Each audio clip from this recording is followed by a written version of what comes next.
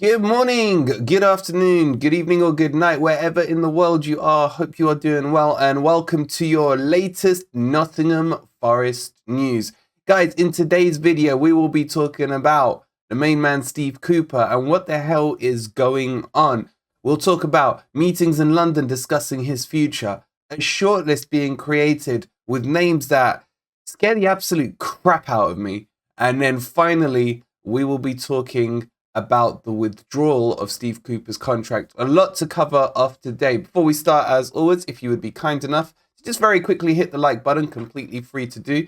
Subscribe to the channel, that is also free. And if you want to support us, you can become a member for 99p by hitting the join button, which will give you all the channel perks, including all the Forest player emojis. Let's get on with the news and let's jump straight into it. So it has been leaked that meetings are now happening at Forest HQ that they have in London about Steve Cooper's future and whether or not they are looking to terminate his contract, aka give him the sack. And it's been leaked out, so we know this has happened. But more importantly, they've wanted us to find out. And for me, that is a real telltale sign about the likely outcome of Steve Cooper. And it looks to me like it's very likely he is going to be sacked. And if you follow the timelines and the timeframes about the story, it is clear to see, for me at least, that his time is done in the ownership's eyes. Why? Because I think they've approached Rafa Benitez. That's clear for everyone to see and understand, and spoken to him. And it's come out today that Rafa Benitez is not interested in the Forest job. So those conversations have happened. They are trying to line someone up first before they get rid of Steve Cooper. Now, it may have actually happened behind closed doors about Cooper going or being told he's gone until they have obviously got the replacement in play. And for me, that's just disgusting. Look, I've said a lot of good things about the ownership over the summer, how we've spent the money, who we've brought in, how they've brought us back into the Premier League, the ambition, everything like that. But you can't treat the person who took us to the promised land with disrespect. Regardless of how crap we are playing now, regardless of how bad the results and performances are now, he still has earned that level of respect to be treated properly. Look, not just him, any person in this position should have that same respect and treatment. No doubt about that.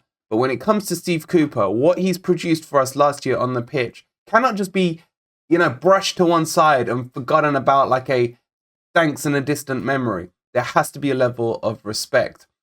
Now, I thought he would get the Villa match, and I would have understood if they'd given him the Villa match, and then following the Villa match, if we'd seen another performance like against Leicester City, then you can understand, because there has to be a cutoff point. At what stage do you decide that, thanks, but that's too far. You've hit your ceiling. So I thought they'd give him the Villa match and see how that goes. And that in turn would allow whoever would come in to replace him the opportunity to have a go at Wolves and then Brighton before we hit the likes of Arsenal and Liverpool.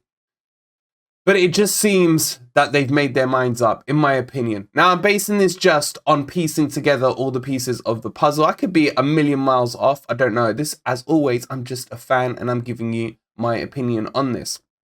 What I don't like is the shortlist. The shortlist for me is horrible.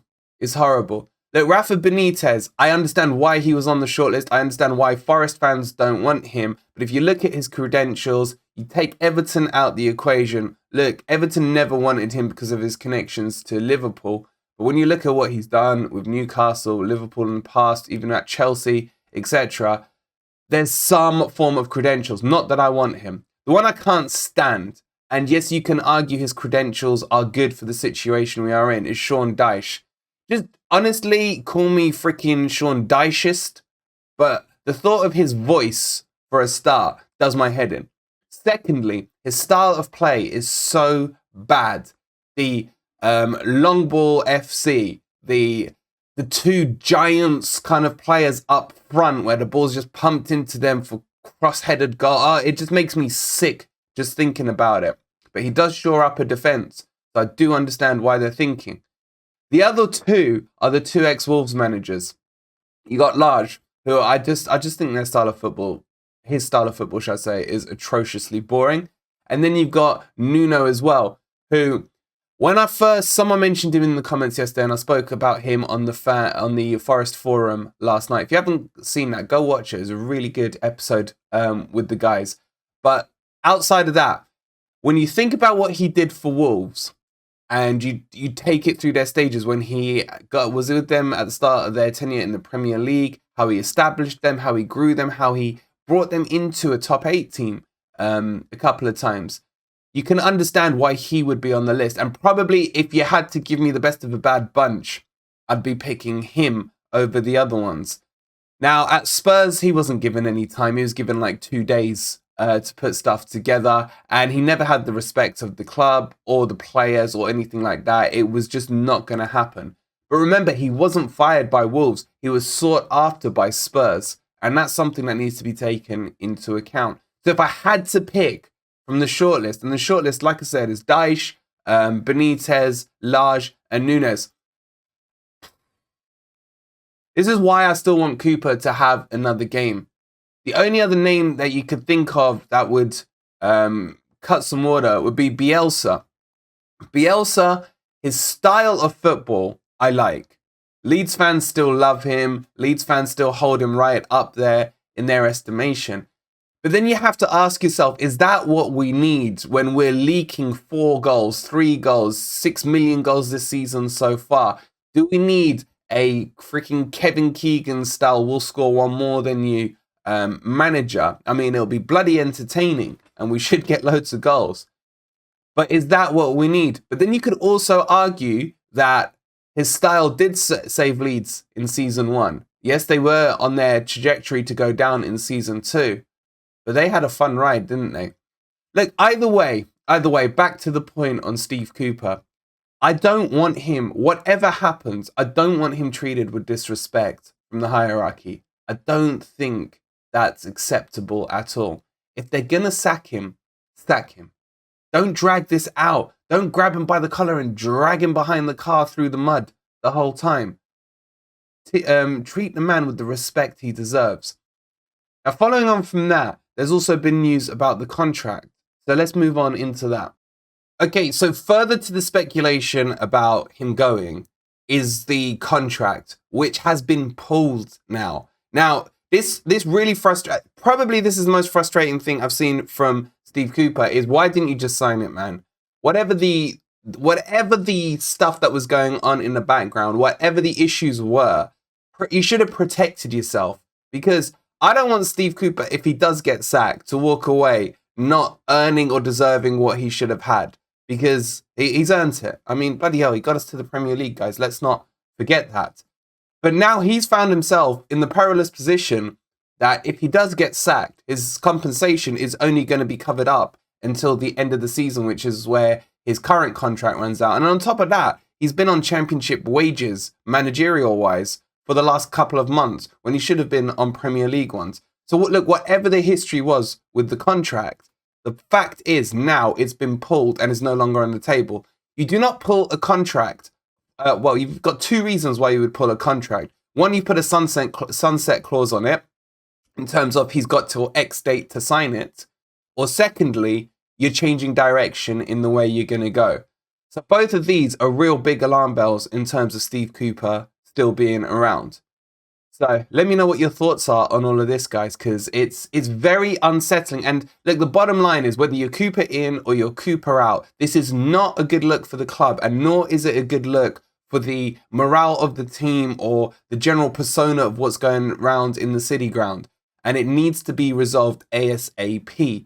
And if it's Steve Cooper to stay, then bloody well shut your leaks up and let him get on and concentrate on the Villa match. If it's for him to go, then I'm sorry, but if you're going to do it now to at least give whoever the caretaker manager is, or if you've got a new manager lined up, at least a few days to start sorting things out ahead of the Villa match.